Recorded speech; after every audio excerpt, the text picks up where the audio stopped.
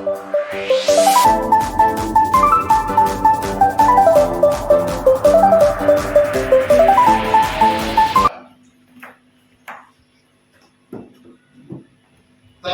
Engkau Tuhan, Allah yang berdaulat atas kami, Allah yang tak pernah meninggalkan dan membiarkan kami berjalan sendirian, Allah yang senantiasa menyertai langkah kami, Allah yang mengenal hati kami. Selidikilah kami ya Tuhan, layakkanlah kami, kuduskan kami untuk mendengar kebenaran firman-Mu, agar firman-Mu Tuhan memenuhi kami, Roh-Mu yang kudus memberikan hikmat dan pengertian. Berbicaralah ya Tuhan kepada kami mau mendengarkan firman-Mu, kami rindu firman-Mu. Dalam nama Tuhan Yesus kami siap menerima firman. Haleluya. Amin. Silakan duduk. Selamat pagi. Shalom. Shalom. Puji nama Tuhan. Bapak Ibu dikasih Tuhan, hari ini judul khotbah saya agak nyelekit, terjepit dalam situasi sulit. Kita akan baca bersama-sama dari Injil Matius pasal 14, mulai dari ayat yang ke-15 sampai dengan ayat yang ke-21. Saya akan bacakan untuk kita semua Matius 14 ayat 15 sampai 21, demikian firman Tuhan. Menjelang malam, murid-muridnya datang kepadanya dan berkata, "Tempat ini sunyi dan hari sudah mulai malam. Suruhlah orang banyak itu pergi supaya mereka dapat membeli makanan di desa-desa." Tetapi Yesus berkata kepada mereka, "Tidak perlu mereka pergi, kamu harus memberi mereka makan." Jawab mereka, "Yang ada pada kami di sini hanya 5 roti dan 2 ikan." Yesus berkata, "Bawalah kemari kepadaku." Lalu disuruhnya orang banyak itu duduk di rumput, dan setelah diambilnya 5 roti dan 2 ikan itu, Yesus menengadah ke langit dan mengucap berkat, lalu memecah-mecahkan roti itu dan memberikannya kepada murid-muridnya. Lalu murid-muridnya membagi-bagikannya kepada orang banyak, dan mereka semuanya makan sampai kenyang. Tetapi semua orang mengumpulkan potongan-potongan roti yang sisa, 12 bakul penuh. Yang ikut makan kira-kira 5.000 laki-laki, tidak termasuk perempuan dan anak-anak. Demikian firman Tuhan. Latar belakang kisah yang kita baca ini adalah Yesus baru saja menyingkir, mengajak murid-muridnya menyingkir karena Herodes sudah memenggal kepala Yohanes Pembaptis. Lalu kemudian orang banyak ikut kemana Yesus pergi. Mereka mengikuti Yesus sampai menjelang malam di suatu tempat yang sunyi dan jauh dari kedai atau warung, dan mereka sendiri tidak punya persediaan makanan yang cukup, sehingga para murid meminta Yesus suruh mereka pulang saja. Tapi Yesus bilang, "Kamu harus memberi mereka makan." Kita mungkin sudah pernah mendengar kisah ini. Para murid berada dalam situasi yang genting, terjepit dalam situasi yang sulit, tidak punya apa-apa, tetapi Yesus berkata, "Kamu harus beri mereka makan." Jauh dari warung, tempat sunyi, tetapi mereka harus memberi makan orang banyak yang begitu luar biasa jumlahnya. Saat itu dikatakan di bagian akhir 5.000 orang laki-laki, belum termasuk perempuan dan anak-anak. Artinya lebih dari 10.000 orang yang berkumpul berkerumun pada waktu itu. yang dikasih Tuhan, pernahkah Anda terjepit dalam situasi yang sulit? Ya. Pernah nggak saya boleh dikatakan mengalami hal itu?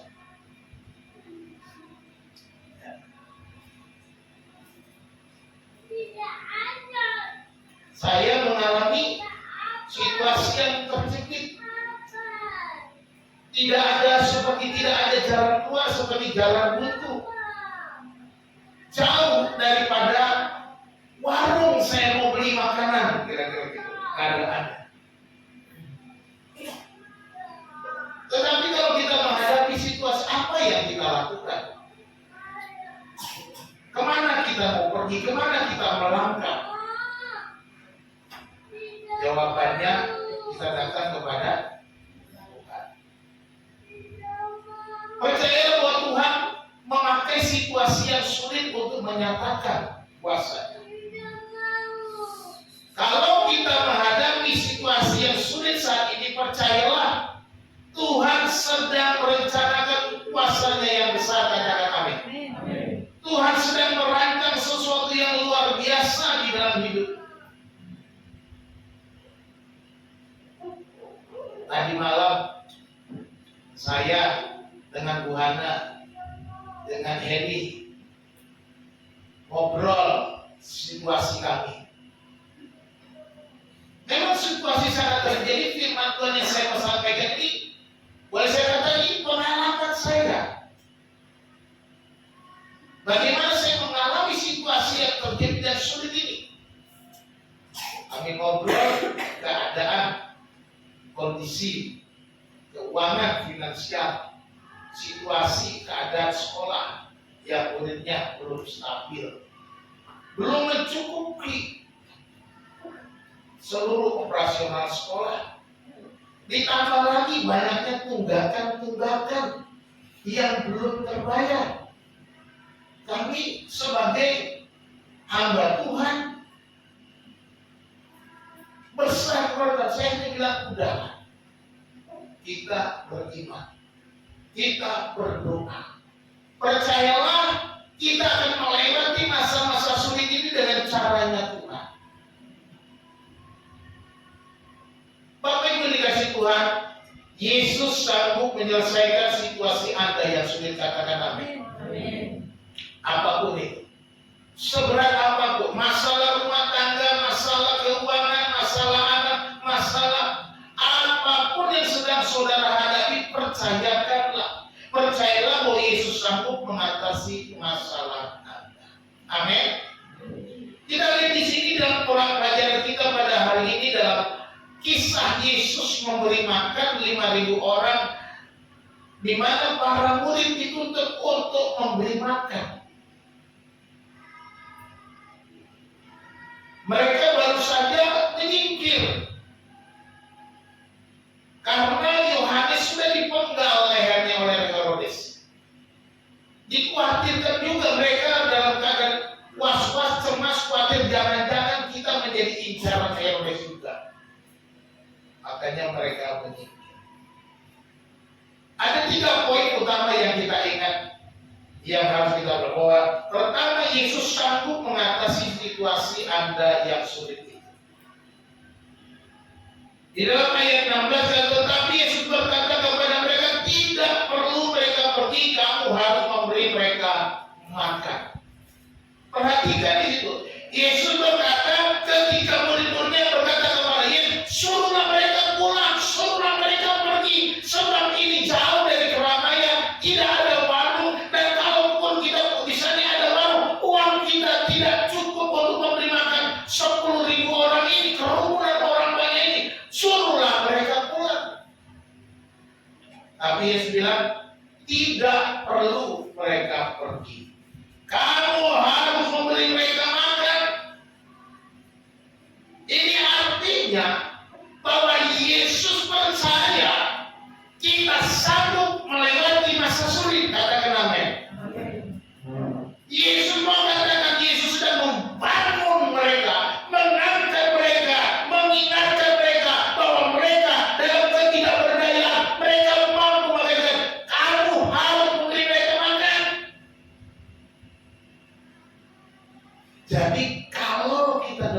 sulit.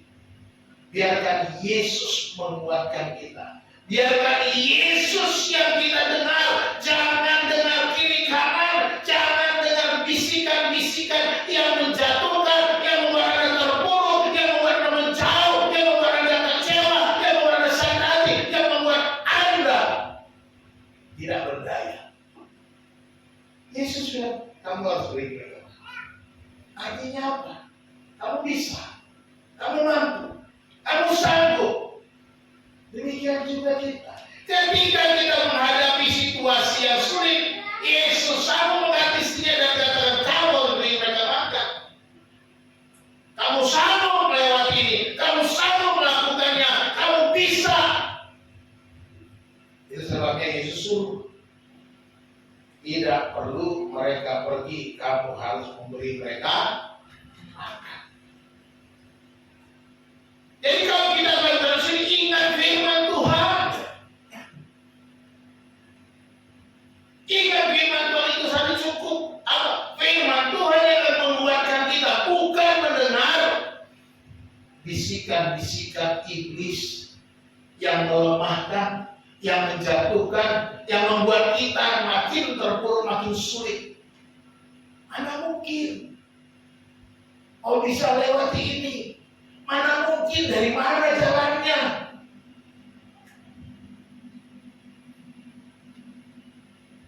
Kami dalam murid keadaan seperti ini, jangan jalan aja. Percaya aja. Kita pasti melewati ini dan nanti kita akan menikmati berkat. Itu yang saya katakan kepada Tuhan. Oke, Tuhan bilang, ya udah, kita harus beriman. Yesus sanggup mengatasi situasi yang sulit. Apa maknanya kamu harus memberi mereka makan? Apa maksud Yesus ketika dia bilang kamu harus memberi mereka makan? Pertama, Yesus mau melihat iman kita untuk melangkah, bukan hanya kita belajar beriman. Bukan hanya kita tahu beriman kepada Yesus, hanya percaya, tetapi kita harus melangkah, kita harus berjalan, melakukan firman Tuhan. Ini yang Yesus mau. Dan setiap kita ketika kita terjepit, ketika kita menghadapi situasi yang semuanya tidak ada jalan keluar. Oh, mengapa Tuhan berikan aku situasi seperti ini? Yang mau kita melangkah dengan iman. Dia mau supaya Tuhan melihat iman kita bertumbuh. Iman kita terus naik levelnya, bukan sekedar percaya, tetapi melangkah menikmati kepercayaanmu. Kau percaya Tuhan Maha Kuasa, nikmati bahwa Tuhan Maha Kuasa. Kau percaya Tuhan Maha Kuasa, nikmati Tuhan itu Maha Kuasa. Kau percaya Tuhan melakukan segala perkara, nikmati dia bisa melakukan segala perkara. Kau percaya tidak ada yang mustahil bagi Tuhan, nikmati bahwa tidak ada yang mustahil bagi Tuhan. Ini yang Tuhan mau, itu yang namanya beriman.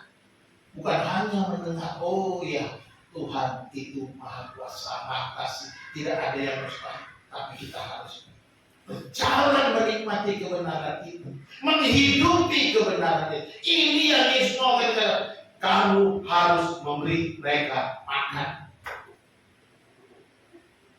Bukan sekedar nyuruh makan. Tapi apakah Yesus membiarkan kita? Enggak. Perhatikan ayat-ayat selanjutnya. Perhatikan poin-poin selanjutnya. Yesus tidak biarkan ketika dia bilang kamu harus beri mereka makan. Bukan berarti dia membiarkan kita. Bukan berarti dia melepaskan kita. Tetapi dia bekerja. Dia melakukan dengan bagiannya sendiri. Tetapi kita harus mengambil bagian kita. Melangkah dengan iman, itu bagian kita. Ambil bagianmu. Biarkan Tuhan melakukan bagiannya. Katakan amin. Yang kedua, kamu harus memberi mereka makan. Yesus mau agar kita mengalami kuasanya dengan bertindak dari situasi yang sulit itu. Alami kuasanya. Langkah dengan iman dan kita mengalami kuasanya. Yesus mau menyatakan kuasanya, tetapi iman itu dibangkitkan dulu. Makanya Yesus mau supaya kita mengalami kuasa, bukan hanya tahu kuasanya, bukan hanya mendengar kuasanya, bukan hanya melihat orang lain menikmati kuasanya, tetapi kita pun ketika kita menghadapi situasi yang sulit, kita supaya juga mengalami kuasa Yesus. Dan yang ketiga, dia mau supaya kita empati. Dia mau supaya kita punya hati penuh kasih kepada orang lain juga. Kamu jangan hanya memikirkan kepentinganmu, kata Tuhan. Jangan kamu cari enak semua orang pergi. Kamu harus punya empati. Kamu punya kasih. Kamu menolong mereka juga dalam musim. Kalau mereka pulang kemana? Mungkin rumahnya lebih jauh daripada orang yang mereka tempuh. Mereka berjalan, mereka mati kelaparan di perjalanan. Ini sudah gelap, sudah malam, tidak boleh pulang. Kamu harus punya rasa kasih kepada orang-orang ini. Kira-kira itu yang Yesus mau pesankan kepada kita. Jangan hanya kita mau menikmati berkat, tapi kita nggak peduli orang lain. Kita nggak peduli teman kita di samping kiri kanan. Kita nggak peduli sama tetangga kita yang mungkin sudah 3 hari nggak makan. Ada nggak tetanggamu yang nggak makan? Mungkin engkau nggak tahu karena dia nggak pernah cerita, karena dia nggak pernah keluar sudah tergeletak. Tapi kita perlu perhatikan tetangga yang kekurangan. Kita perlu juga punya empati, kasih Allah itu penuhi kita, dan kita melangkah, bukan hanya mikirin kita. Para murid kan mikir uang ini kan cukup buat kita, kelompok kita. Uang ini kan untuk makannya kita. Bagaimana kita mau ngasih makan orang? Kalau kita kasih makan orang, kita nggak makan loh. Ini aja nggak cukup katanya. Kalau kita beli makanan, ketidakpedulian sosial seringkali menjadi masalah di negeri kita. Seharusnya orang beriman adalah orang-orang yang peduli secara sosial, orang yang berempati, orang yang memperhatikan sesamanya. Mari kita memperhatikan orang lain. Jangan hanya mikirin kita saja. Inilah maknanya ketika Yesus bilang, kamu harus memberi mereka makan.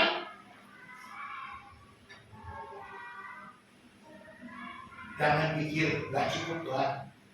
Ini kurang Tuhan. Aku aja masih perlu Tuhan. Masa aku memikirkan orang lain Tuhan? Masa aku kasih makan orang, aku sendiri aja sudah susah makan. Itu yang aku lakukan. Itu yang aku tetapkan kepada Tuhan. Nah, kita harus percaya. Jangan kita buat orang lain susah. Oleh karena kita susah, biarlah kita saja yang susah, orang lain tidak usah susah. Saya buat begitu. Bagaimana Pak? Kita masih punya anak, masih sekolah, kuliah, uang kuliahnya tiap bulan kita kirim banyak Pak.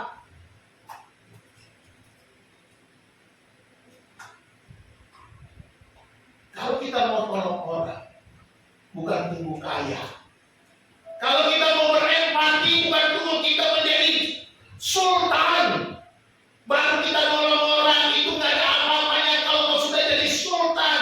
Penghasilanmu 1 bulan 1 miliar, lalu kau bagi-bagi 100 juta tiap bulan, itu belum apa-apa. Kau belum memberi, kau belum berkorban, kau hanya bagi-bagi saja untuk cari muka, untuk cari nama. Itu namanya. Kau bisa bagi-bagi di media sosial supaya kelihatan, oh Ferdinand itu tukang bagi-bagi duit, orang yang luar biasa murah hati. Padahal nasinya cuma sedikit, belum ada apa-apanya. Orang penghasilan 1 miliar baru kurang 100 juta sebulan, gak ada masalah. Atau mungkin keluar separuhnya 500 juta, masih bisa 500 juta, masih bisa hidup mewah. Bukan mepet sawah, bukan. Mewah beneran. Kita perhatikan itu belum apa-apa. Tetapi ketika engkau dalam situasi yang sulit atau memperhatikan orang, ketika engkau dalam situasi terjadi, engkau masih peduli empati kepada orang yang berkekurangan, itu baru namanya memberi.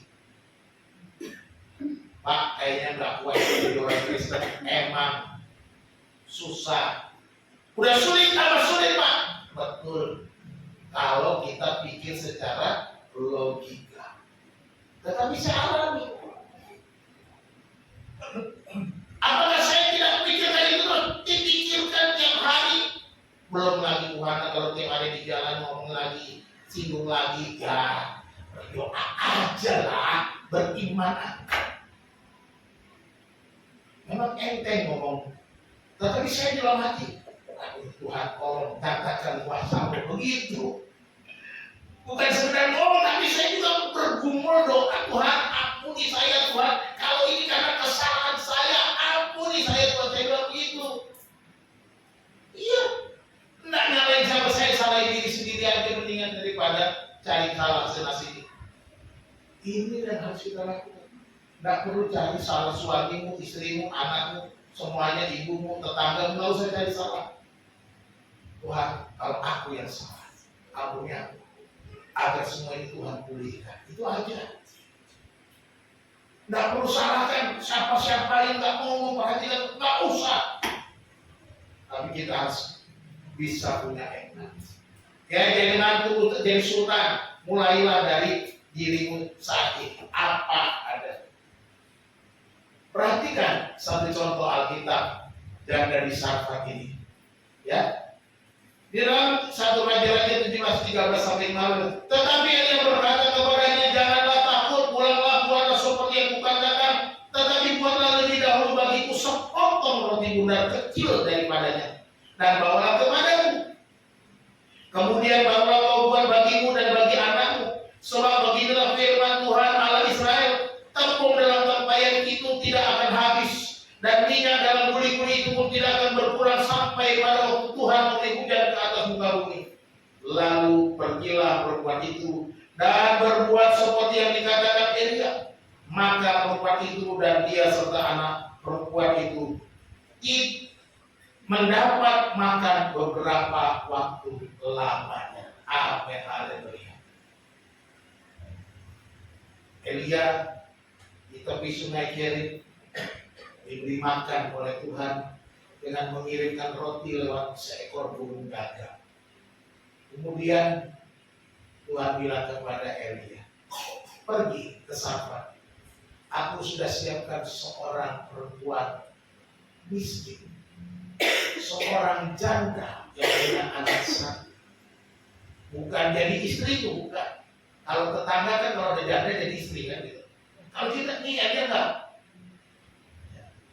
Aku sudah menyediakan makanan bagi kamu untuk memelihara hidupmu, kata Tuhan kepada Elia. Dan dia sampai ketemu dengan seorang perempuan di Sarfat, seorang janda seperti yang dikatakan Tuhan. Elia bilang, tolong berikan aku air dan buatkan aku makanan sepotong roti. Perempuan ini sok dan kaget. Tuhan, saya baru saja mengumpulkan kayu bakar. Saya akan pulang ke rumah dan di rumah ada sedikit tepung dan sedikit minyak. Aku akan membuatkan sepotong roti bundar kecil untuk kami makan, aku dan anak. Sesudah itu kami makan, kami akan mati. Artinya udah nggak ada lagi, cuma potong roti dan harus mereka bertahan sampai kita kapan mungkin bilang kami akan mati. Elia bilang, jangan takut, lakukan seperti yang kau berbuat itu, tetapi buat dulu itu aku sepotong roti bundar kecil, baru kau buat untuk kamu. Tuhan berjanji berjanji dia tidak akan membuat kamu kekurangan tepung dalam tempayan itu tidak akan habis, tinggal dalam beli-belimu tidak berkurang sampai pada waktu Tuhan beri hujan ke atas muka bumi. Perempuan itu taat. Perempuan itu buat satu roti bundar kecil dan diberikan kepada Elia, dan haleluya, puji Tuhan, tepung dalam tempayan, minyak dalam buli-buli tidak pernah habis sesuai dengan janji Tuhan sampai Tuhan menurunkan hujan, dan perempuan itu bersama anaknya tidak mati tetapi dipelihara Tuhan. Melangkah, bukan tunggu kaya, bukan tunggu mampu, bukan tunggu hebat, tetapi lakukannya dengan iman bahwa ini adalah untuk Tuhan. Firman Tuhan berkata, lakukanlah segala sesuatu yang kamu lakukan yang perbuat bagi orang yang paling kecil ini, engkau perbuat bagiku, kata Yesus. Siapa itu orang paling kecil? Orang yang sulit, orang yang kesusahan, orang yang susah, tetanggamu yang gak bisa makan, sahabatmu yang sudah kelaparan. Tapi Pak, dia utangnya udah banyak Pak. Ya udah, kau bayar utang, lupakan utangnya. Kenapa sebetulnya? Rugikan kau melupakan hutangnya? Nah, secara ekonomi mungkin kau rugi, tetapi secara iman percaya kau tidak akan pernah rugi. Sebab apa yang kau tahu, kau akan tuai kebaikan yang kau tahu akan kau menuai kebaikan. Berkat-berkat yang kau tahu, engkau akan menerima berkat-berkat yang lebih besar. Katakan amin. Ini yang Tuhan lakukan kepada janda. Kamu harus memberi mereka makan. Ada dong empati mulai dari sini ya. Mulai dari sini jangan lupa. Jangan hanya mikir diri sendiri. Yang kedua, Yesus sanggup menyediakan dalam situasi yang sulit. Dan Yesus tidak membiarkan. Yesus cuma bilang, oh kamu tanggung jawab dong, kamu berbuat dong, masa kayak gini aja gak bisa. Enggak. Yesus tak pernah membiarkan kita berjalan sendiri. Yesus tidak membiarkan kita berjalan sendirian. Katakan amin. Jawab mereka yang ada pada kami di sini hanya 5 roti dan 2 ikan. Yesus berkata, bawalah kemari.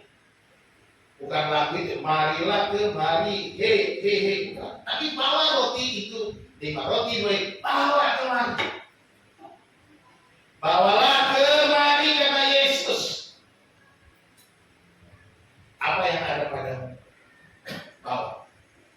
Saya menarik di dalam ayat, di dalam bagian yang lainnya, di Injil Markus pasal 6 ayat 38. Tetapi ia berkata kepada mereka, berapa banyak roti yang ada padamu? Coba periksa. Sesudah memeriksanya mereka berkata, 5 roti dan 2 ikan. Disuruh periksa.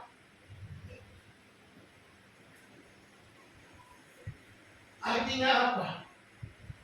Dalam keadaan kekurangan, coba lihat, coba periksa, masih ada energi yang lain, gitu ya. Masih ada persediaan, tetapi ini nggak cukup, ini kurang, ini cuma 5 roti dan 2 ikan. Tuhan, ini tidak mungkin. Tapi Tuhan mau kita terbuka kepada Tuhan. Aku hanya punya ini saja, tidak ada yang lain. Ini yang ku miliki, ini yang ku punya. Tapi bawalah kemari, kata Tuhan. Bawa kepada Yesus, artinya kita percayakan semua kepada Yesus, percayakan semua milik kita dan bawa kepada Yesus. Sudah seberapa banyak yang kita percayakan kepada Yesus? Baru sedikit kan? Berarti kita belum membawa semua. Ini kita harus bawa semuanya, potensi kita, semuanya kemampuan kita. Ada 5 roti dan 2 ikan, bawa sini. Ini tidak mungkin, bawa sini. Tapi seringkali kita hanya memberi sekedarnya. Kita mempercayakan, udahlah, buat Tuhan seadanya. Saya bukannya rakus uang, bukan. Enggak. Saya mau katakan persepuluhanmu saja. Betapa berat kau beri 1/10, bagaimana kau mau memberi semua yang ada padamu, itu adalah yang besar buat saya. Bagaimana kita bisa memberi semua potensi kita kepada Tuhan? 1/10 saja. Saudara tidak mau beri kepada Tuhan. Saudara tahan-tahan. Saudara bilang, aku kekurangan Tuhan.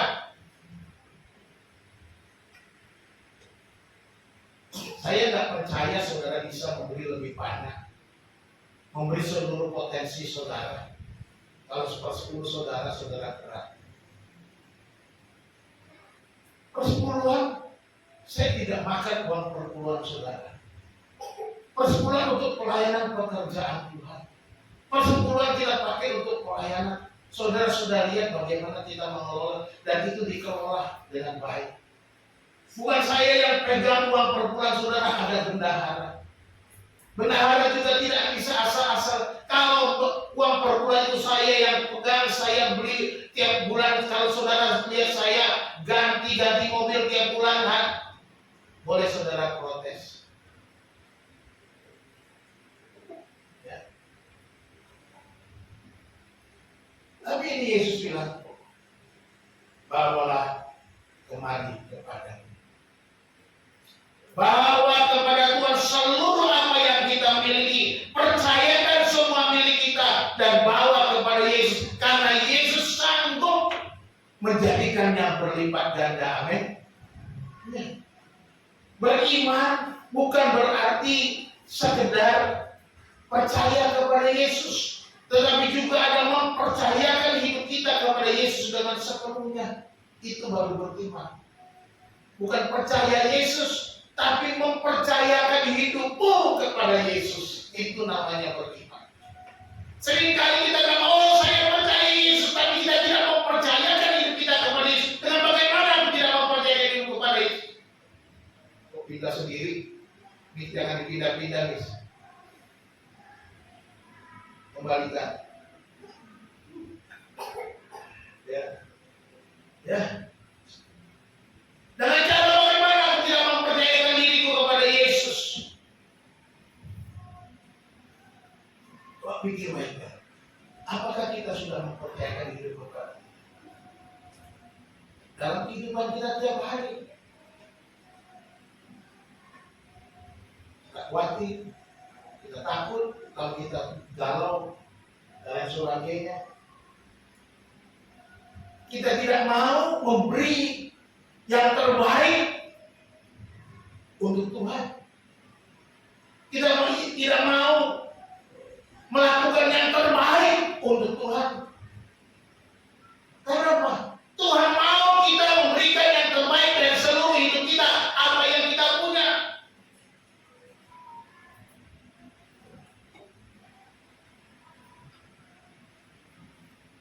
Ini Pak, saat situasi sulit, selidikilah apa yang dapat kita serahkan. Artinya kita mempercayakan hidup kita kepada Tuhan.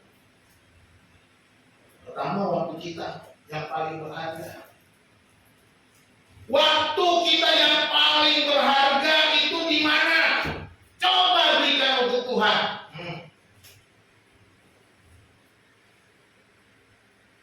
Coba pikirkan, mana waktu saya paling berharga, paling bernilai, paling penting dalam hidup saya. Coba berikan untuk Tuhan. Walaupun cuma sebentar. Berhenti sejenak, gunakan waktumu untuk Tuhan. Setidaknya kau bangun pagi, kau berhenti sejenak, waktumu untuk Tuhan. Setidaknya ketika kau tiba di kantor, duduk sejenak, berikan waktumu untuk Tuhan. Kau tidak tiba di bangku sekolah, berikan waktumu untuk Tuhan. Kau tiba di mana saja, berikan waktumu untuk Tuhan.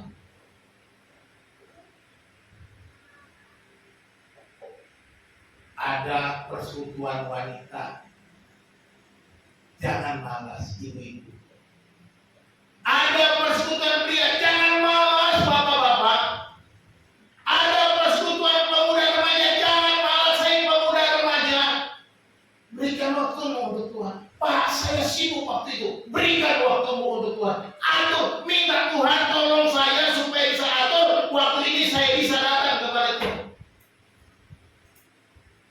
anak-anak muda yang beberapa minggu ini sudah mulai lesu.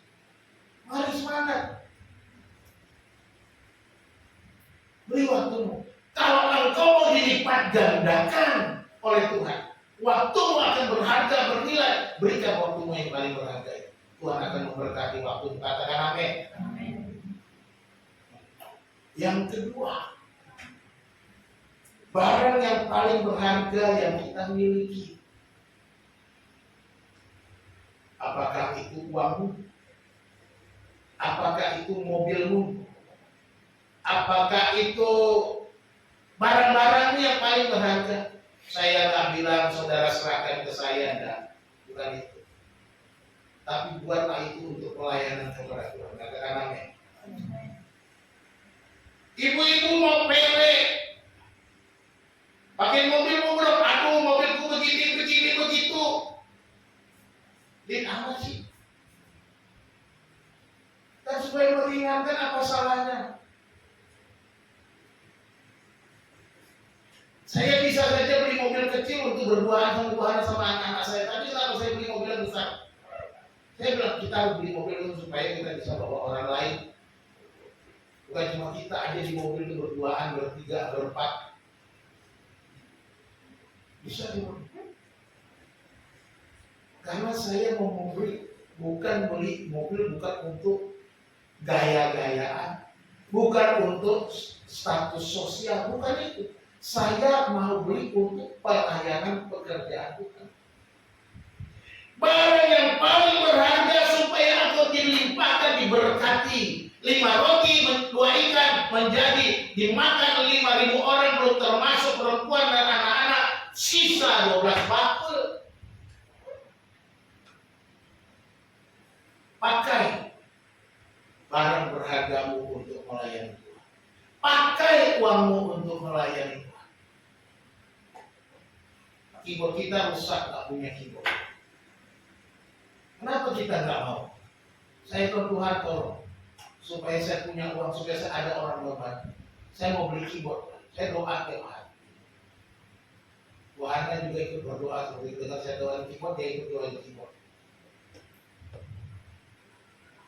Saya juga cari-cari bagaimana caranya ada donatur. Saya tahu saya nggak sanggup, tapi saya berdoa. Mari. Ini untuk pekerjaan Tuhan, bukan untuk gagah-gagahan. Ya, yang paling gampang mungkin kekuatan kita. Kekuatan kita untuk melakukan kehendaknya. Tubuhmu, kesehatanmu, berikan untuk Tuhan. Ya, bawalah kemari. Bawalah seluruh hartamu, tubuhmu juga. Persembahkanlah tubuhmu sebagai persembahan yang hidup, yang berkenan kepada Allah. Itu adalah ibadahmu yang sejati.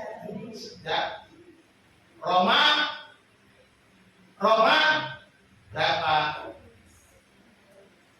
Lupa Pak. Inilah Roma 12 ayat. Bu Ani biasanya nggak mau nyaut ya. Udah lupa juga loh. Nggak ditulis, emang sengaja nggak ditulis supaya jadi kuis. Oh lagi. Roma 12 ayat. Ya Tuhan, alhamdulillah dosa kami.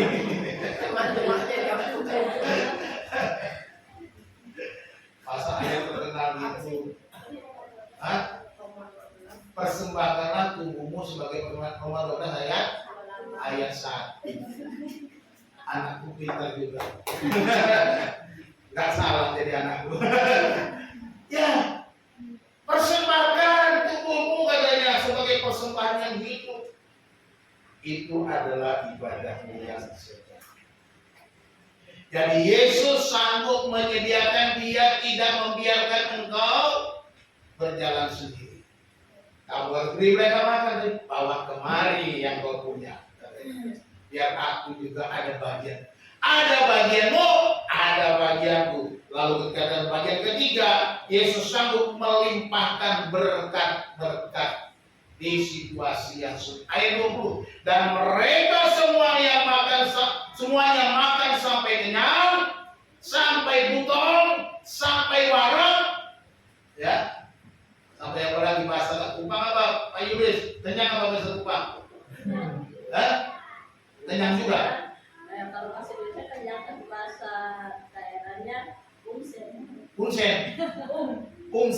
Nah, sampai umsen, sampai warak, sampai butong. Bahasa dia sampai butong, Habuso. Itu lah tuh. Bahasa Batak butong udah disebut. Warak bahasa Jawa, ya kan? Apalagi nih ada yang lain nih. Udahlah, yang lainnya mungkin kayaknya sama nih sama saya. Ya, saya akan makan sampai kenyang. Kemudian orang mengumpulkan potongan-potongan roti yang sisa. Berapa banyak? 12 bakul penuh. Sisanya ada 12. Yang makan ikut makan kira-kira 5.000 laki-laki, tidak termasuk perempuan dan anak-anak. Memang tidak disebut pasangan suami istri dengan anaknya satu atau dua, nggak disebut. Tapi mungkin ada lajang, ada yang pasangan, ya kan? Biar laki-laki ada 5.000. Kalau ditambah perempuan, anak-anak paling tidak ada 10.000. Makan cuma modal 5 roti, 2 ikan. Tapi mereka semua bisa kenyang. Sisa 12 bakul. Ini ajaib. Artinya Tuhan sanggup melimpahkan berkat kalau kita berserah. Tuhan sanggup melipat gandakan berkat yang kau punya kalau kau mau datang kepada Tuhan. Marilah kepadaku semua yang letih lesu dan berbeban, aku akan memberikan kelegaan kepadamu. Matius 11 ayat 28. Itu pun tanda doa. Carilah dahulu kerajaan Allah dan kebenaran, maka semuanya akan ditambahkan kepadamu. Matius 6 ayat 33. Mulai Peter. Terima kasih. Cari dahulu kerajaan Allah dan kebenarannya. Artinya kita harus mendahulukan Tuhan, menjadikan Tuhan nomor 1. Bawalah kepada Tuhan, Allah kemari, kata Tuhan. Kita harus dahulukan Tuhan. Sobat jaga sahabat, dahulukan Tuhan. Maka semuanya akan ditambahkan, bukan dikembalikan. Tapi kata di situ baik-baik, ditambahkan. Artinya kalau 1 jadi 2, jadi 4, jadi 8, jadi 10 kan 5 roti, 2 ikan, diberi kan 5.000 orang, tapi sisa 12 laku. Ini namanya ditambahkan, dilipat gandakan, berlipat kali ganda. Jadi Yesus sanggup melimpahkan berkat untuk mengatakan amin. Kita juga lihat contoh di Alkitab, ya. Mukjizat juga terjadi di saat-saat sulit. Ketika bangsa Israel di tepi laut Teberau, mereka baru saja keluar dari Mesir. Ya, perhatikan dalam Keluaran 14 ayat 1 sampai 3 itu dikatakan, berfirmanlah Tuhan kepada Musa, demikian katakanlah kepada orang Israel supaya mereka balik kembali dan berkemah di depan Pihahirot antara Migdol dan laut, tepat di depan Baal Zefon. Berkemahlah kamu di tepi laut. Berkemah di tepi laut. Maka Firaun akan berkata tentang orang Israel, mereka telah tersesat di negeri ini. Padang gurun telah mengurung mereka. Terjepit dalam situasi yang sulit. Yang suruh mereka ke sana siapa? Dan Tuhan berfirman kepada mereka, bawa mereka. Jadi kalau kita menghadapi situasi yang sulit, Tuhan sedang memimpin ke satu perkara yang lebih besar daripada apa yang dapat kita pikirkan. Jangan melihat kepada kesulitan. Jangan kita hanya berfokus kepada masalah. Jangan kita hanya berfokus kepada keadaan kita yang terjepit. kemahakuasaan Tuhan, katakan amin. Lihatlah keajaiban Tuhan, lihatlah kemampuan Tuhan, lihatlah rencana Tuhan di depanmu. Karena Tuhan mau menghukum Firaun. Dan bagaimana Tuhan melepaskan mereka? Tuhan membuka laut terbelah itu terbelah dua dan mereka bisa menyeberang. Tuhan bisa melakukan apa saja yang Dia mau. Tapi apakah kita menyerahkan yang kita punya untuk Tuhan? Kamu harus beri mereka makan. Bawalah kemari yang ada padamu, dan aku akan melipat gandakannya. Ini yang Yesus katakan. Jadi mari ambil bagianmu, biarkan Tuhan bekerja dalam bagian Tuhan. 5 tambah 2 sama dengan 5.000 sisa 12. Ini matematika yang luar biasa. Tidak ada lagi matematika yang paling aneh di dunia selain ini. Ya. Gak mungkin. Di mana-mana 5 tambah 2 sama dengan 7. Ada sisanya enggak? Yang biasanya pakai sisa itu kalau bagi-bagi kan. Nah ini 5 tambah 2 dibagi 5.000. Nah itu kalau sebenarnya gitu. Sisa 12 kan bisa juga. 5 tambah 2 7 dibagi 5.000. Sisa 12 bakul. Matematikanya enggak masuk.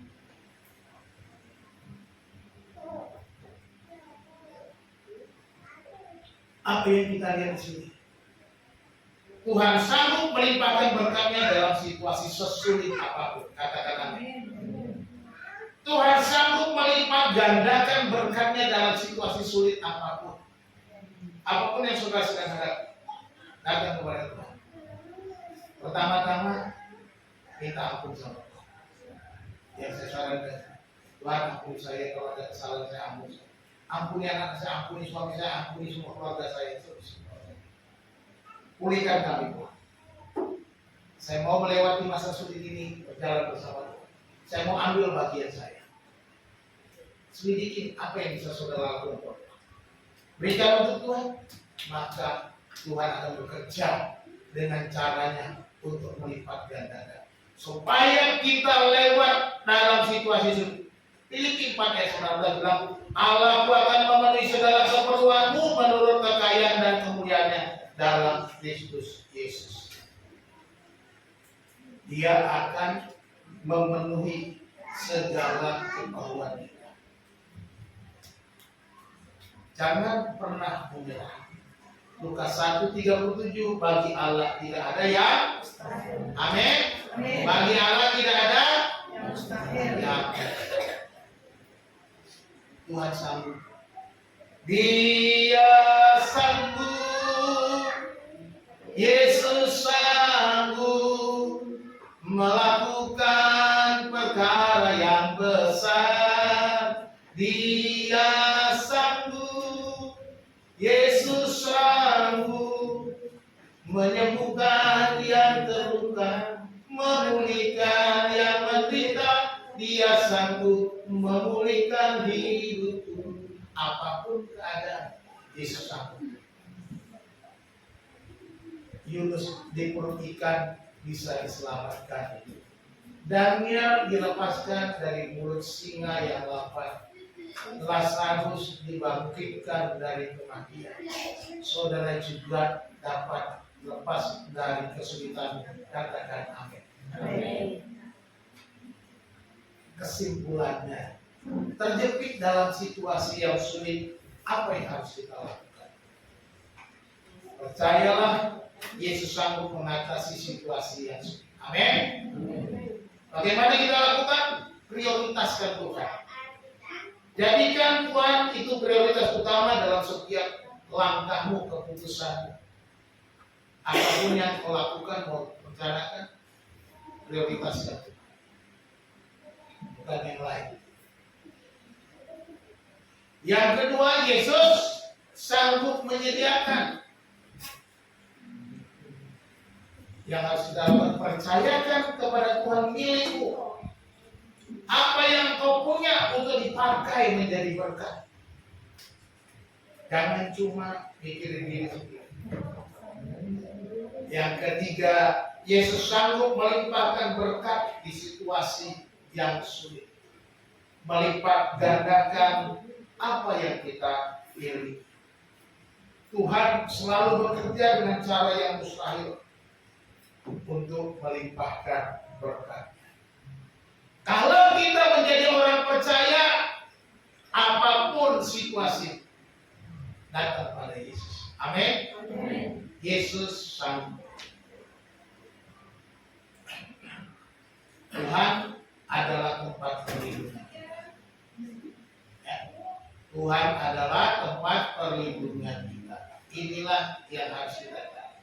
Mazmur 9 ayat 10 berkata, Tuhan adalah tempat perlindungan bagi orang yang terinjak, tempat perlindungan pada waktu kesesatan. Kalau saudara sedang sulit, sedang tersesat, datang pada Tuhan. Tuhanlah perlindungan. Amsal 3 ayat 5 dan 6, percayalah kepada Tuhan dengan segenap hatimu dan janganlah bersandar kepada pengertianmu sendiri. Akulah dia dalam segala lakumu, maka dia akan meluruskan jalan. Beberapa waktu yang lalu saya tanya ayat matematika di PW ya, di Sutul. Ada yang pakai ayat ini. Dipegang baik-baik, jangan cuma dipegang tapi dilaksanakan, dialami. Mengalami lebih baik daripada cuma tahu pegang ayat indah, enak, tapi nggak ngalami. Sayang. Firman Tuhan itu semuanya harus dialami. Tuhan tempat perlindungan, alami. Bukan hanya kita tahu ayat-ayat Alkitab. Ya. Tuhan Yesus memberkati kita. Mari kita bersatu berdoa. Kami bersyukur kepada-Mu ya Tuhan untuk firman Tuhan yang mengajar kami untuk bersandar kepada Engkau dalam keadaan terjepit di situasi yang sulit ya Tuhan. Apapun yang sedang kami hadapi, kami percaya Tuhan sedang merangkai sebuah karya yang indah. Merangkai karya-Mu untuk menyatakan kuasa dan kasih-Mu dalam hidup kami. Tuhan, terima kasih. Ajar kami untuk tetap percaya dan mempercayakan hidup kami kepada-Mu. Sehingga Engkau mengambil bagian-Mu melakukan perkara-perkara besar dan ajaib yang mustahil. Karena kami tahu Tuhan, kami adalah Allah yang penuh kasih, penuh kuasa, dan penuh hikmat. Terima kasih Tuhan. Hamba-Mu berhenti berbicara Bapa, biarlah Roh Kudus berbicara kepada kami tiap-tiap hari ya Tuhan. Menolong kami di setiap langkah kami, di setiap jalan kami, di setiap kehidupan kami, rumah tangga, pekerjaan, sekolah, semuanya Tuhan. Berkati anak-anak. Jangan biarkan mereka mengalami tekanan sendirian. Biarlah Engkau menyatakan kebaikan. Ajar kami untuk melepaskan apa yang kami cintai dengan menyerahkannya kepada Tuhan, agar Tuhan melakukan pekerjaan Tuhan yang lebih besar bagi kami. Terima kasih Tuhan, kami mengucap syukur untuk firman. Kami serahkan semuanya di dalam nama Yesus Kristus Tuhan kami. Haleluya.